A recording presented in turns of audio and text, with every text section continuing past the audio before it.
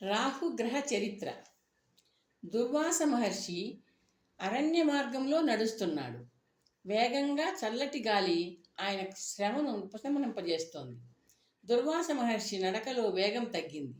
అద్భుతమైన మహామధురమైన సువాసన ఏదో గాలిలో తేలుతూ వస్తోంది. ఆ సువాసనతో ఆయన శరీరం పరవశిస్తోంది. అలౌకిక పుష్ప సౌరభాన్ని ఆఘ్రాణిస్తూ దుర్వాసుడు నిలబడిపోయాడు. ఆయన చూపులు సువాసన వస్తున్న వైపే కేంద్రీకరించబడ్డాయి. కొన్ని క్షణాల్లో అద్భుతమైన ఆ సుగంధాన్ని మోసి తెస్తున్న సుందరాంగి ఆయన ముందు సాక్షాత్కరించింది. ఆమె నడక నడక కాదు, నాట్యం. ఆ సుందరాంగి ఎవరో కాదు, మేనక. ఎదురుగా నిలిచిన దుర్వాస మహర్షిని చూడగానే మేనక నడకలో వినయం కలిసింది. మహర్షులకు ప్రణామాలు అంది నమస్కరిస్తూ మేనక. ఆమె చేతిలో అందమైన పుష్పహారం ఉంది. ఆ హారము మహాసౌరభాన్ని వెదజల్లుతోంది. సుఖీభవ, దుర్వాస మహర్షి దీవించాడు. మేనక, ఆ మాలిక మా మనసు దోచుకుంది, అది మాకు కావాలి అన్నాడు ఆయన. ఇది అభ్యర్థన కాదు, ఆజ్ఞ. నేను అల్లిన మాలిక మీకు నచ్చడం నా అదృష్టం, స్వీకరించండి. మేనక వినయంగా రెండు చేతులతోటి దండను దుర్వాస మహర్షికి అందించింది. వెళ్ళిరా మేనక, శుభం భూయాత్, దుర్వాస మహర్షి చిరునవ్వుతో అన్నాడు. మేనక నమస్కరించి ఆయనకు దూరంగా తొలగి తన దారిన వెళ్ళింది. దుర్వాస మహర్షి తన ప్రయాణాన్ని కొనసాగించాడు, పూలదండను చేతుల్లో పట్టుకుని. అమరావతి వీధులలో ఐరావతం గంభీరంగా నడుస్తోంది. 4 దంతాల గజరాజు మీద ఇంద్రుడు ఠీవిగా కూర్చున్నాడు. గజరాజు ముందు మదగజగమనలైన అప్సరసలు సమ్మోహనకరంగా నాట్యం చేస్తున్నారు. ఊరేగింపు ఇరువైపులా నిలుచున్న దేవతలు జయ జయ ధ్వానాలు చేస్తున్నారు. బారులు తీరి నిలుచున్న దేవతలను తప్పించుకుంటూ దుర్వాస మహర్షి కొంచెం ముందుకు జరిగి నిలుచున్నాడు. ఆయన చూపులు ఐరావతం మీద ఆసీనుడైన మహేంద్రుడి మీదే ఉన్నాయి. ఇంద్రుడి చూపులు దుర్వాస మహర్షి మీద వాలాయి. అతని చేసైగతో ఐరావతం ఆగింది. ఇంద్రుడు దుర్వాసుడికి నమస్కరించాడు. దుర్వాసుడు చిరునవ్వు నవ్వుతూ చేతిలోని మాలను ఇంద్రుడి వైపు విసిరాడు. ఇంద్రుడు మాలను అందుకుని ఒక్కసారి వాసన చూసి ఐరావతం కుంభస్థలం మీద పడవేశాడు. తక్షణం ఆ గజరాజు స్పందించింది. తొండంతో దండను అందుకుంది. నేలకేసి విసిరి కొట్టింది. కాలితో దండను వృద్ధి వేస్తూ ముందుకు సాగింది. జరిగిందంతా చూస్తున్న దుర్వాసుడి కళ్ళు ఎర్రబడ్డాయి. ఇంద్ర, ఆగు! దుర్వాస మహర్షి కంఠం మేఘగర్జనలా ధరించింది. ఇంద్రుడి సైగతో ఐరావతం ఆగింది. ఆయన తల తిప్పి దుర్వాస మహర్షి వైపు చూశాడు. మహేంద్ర, నువ్వు గర్వాంధుడివి. అధికార గర్వం నీ తలకెక్కింది. అందుకే మేము దీవించి బహూకరించిన మాలను కించపరిచావు. తద్వారా మా యోగ్యతను అవమానించావు. అవధి మీరిన అహంకారానికి ఫలితం అనుభవించు.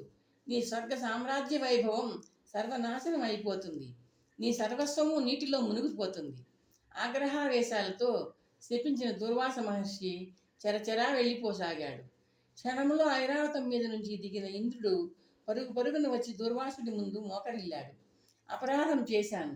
తపోధనులైన మిమ్మల్ని కించపరిచే ఉద్దేశంతో చేసిన తప్పు కాదది. అది అది క్షణికావేశం. క్షమించండి. మీ శాపాన్ని ఉపసంహరించండి. మా శాపం అప్రతిహతం, అనుభవించాల్సిందే. ఉపసంహరణ అనేది మాకు తెలియని విద్య మహేంద్ర, దుర్వాసుడు గంభీరంగా అన్నాడు. ఇంద్రుడు, దేవేంద్రుడు, మహేంద్రుడు. ఇంద్రుడి గజవాహనోత్సవం మధ్యలోనే ఆగిపోయింది. అమరావతిని విషాద ఛాయలు అలుముకున్నాయి. దుర్వాస మహర్షి శాపం తన దుష్ప్రభావాన్ని ఆలస్యం లేకుండా చూపించడం ప్రారంభించింది. విచిత్రంగా విస్మయం కలిగిస్తూ దేవతల ఐశ్వర్యం అంతర్ధానమైంది. ఉచ్చేశ్వరం, ఐరావతం, ఇతర సంపదలు మాయమైపోయాయి. అప్సరసలు అంతర్ధానమైపోయారు. స్వర్గ సామ్రాజ్యం మీద రాక్షసరాజు బలిచక్రవర్తి తన ఆధిపత్యాన్ని ప్రకటించుకున్నాడు. నిర్వికల్పానంద ఆగాడు. శిష్యులు అందరూ ఆయన వైపు సందేహంగా చూస్తున్నారు. గురువుగారు, రాక్షసరాజు వృషపర్వుడు కదా, బలిచక్రవర్తి అంటున్నారే? విమలానందుడు ప్రశ్నించాడు.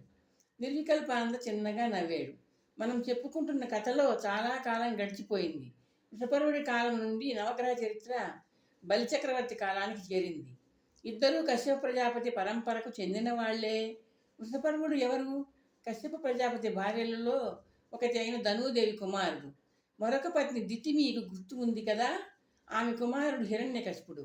అతని పుత్రుడు ప్రహ్లాదుడు. ప్రహ్లాదుని కుమారుడు విరోచనుడు. ఆ విరోచనుడి కుమారుడే బలి. తరతరాల రాక్షసరాజులకు గురువుగా కొనసాగిన మహానుభావుడు శుక్రుడు.